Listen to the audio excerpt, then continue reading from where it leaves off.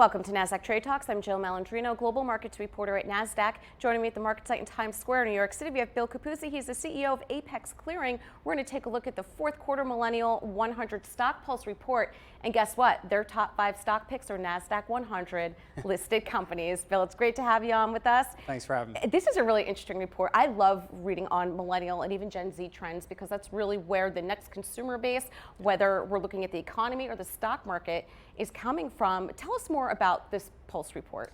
Yeah, so first who is Apex? Apex is a custodian, right? And effectively what we do is we hold the assets of millions of end consumers, roughly 8.5 million customers on Apex's books.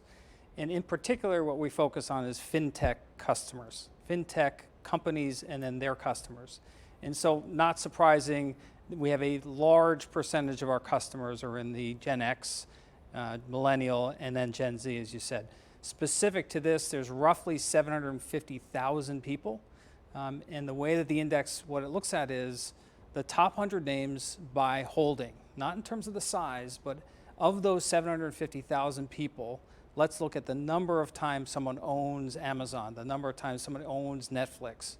So it's not a function of how large the stock is or if it's going up or down. It's just a function of, do you hold the stock across those 750,000 people? Why do you think the financial services industry, they have to keep a pulse on what Millennials, X, and Z are doing? Well, look, because if you buy into a lot of the news around this great wealth transfer that's going to happen over the next 20, 30 years, baby boomers are going to die. That wealth is going to transfer to Gen X, but more realistically to Millennials, the Gen Zs. And you know, the stats are somewhere between 30 and 60 trillion dollars is going to move. And you know, I think the second part of the stat is, you know, they're not going to move to their parents, their grandparents, or advisor. They're not going to stay with that person. They're going to find their own path. And that's why it's really interesting. There's going to be a lot of money in play. There's some trends that have shifted over the past year. Tell us about that. Yeah, look, one is just access to markets, right? I think with companies like Stash, SoFi, Robinhood, MoneyLion, they're providing access to the market and it continues to get better, right? So everyone lives, you have your iPad in your hand, everyone lives on a mobile device. For sure, the generation, Millennials, Gen Zs, for sure live on their phones. The second is, we've seen zero commission over the course of the last 6 months.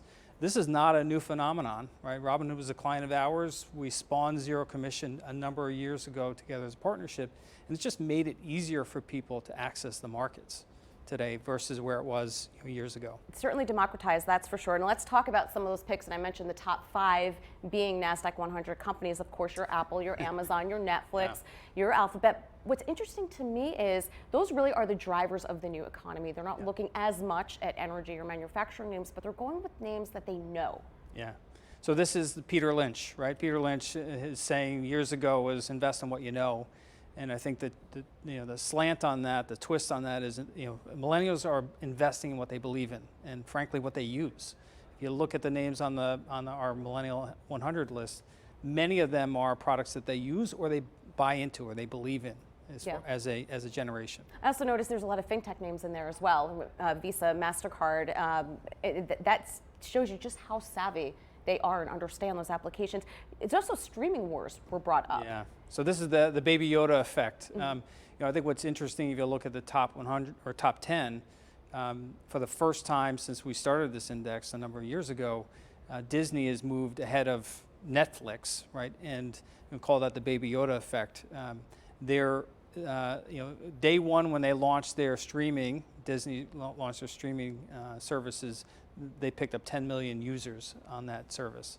And if you look at the top 10, there's quite a few that now have streaming services. And again, back to the point about the iPad in the hands or the iPhone in the hands, people want access to information real time, on the go. It's going to be really curious to see what the first quarter looks like when that's released, because as you and I were talking about before off air, there's a generation of investors, of traders, of advisors that have not seen a prolonged volatile move in the market. I mean, granted, so we're here on February 25th, so about 3 or 4 days we've seen some volatility in the market. Yeah. Over the past 10 years, for the most part, they've been very small, isolated events. So I'm going to be curious to see how they manage that.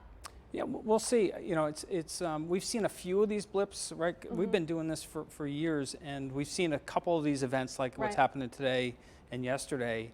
And surprising to me, there wasn't that hysteria, right, from the millennial investor to get out.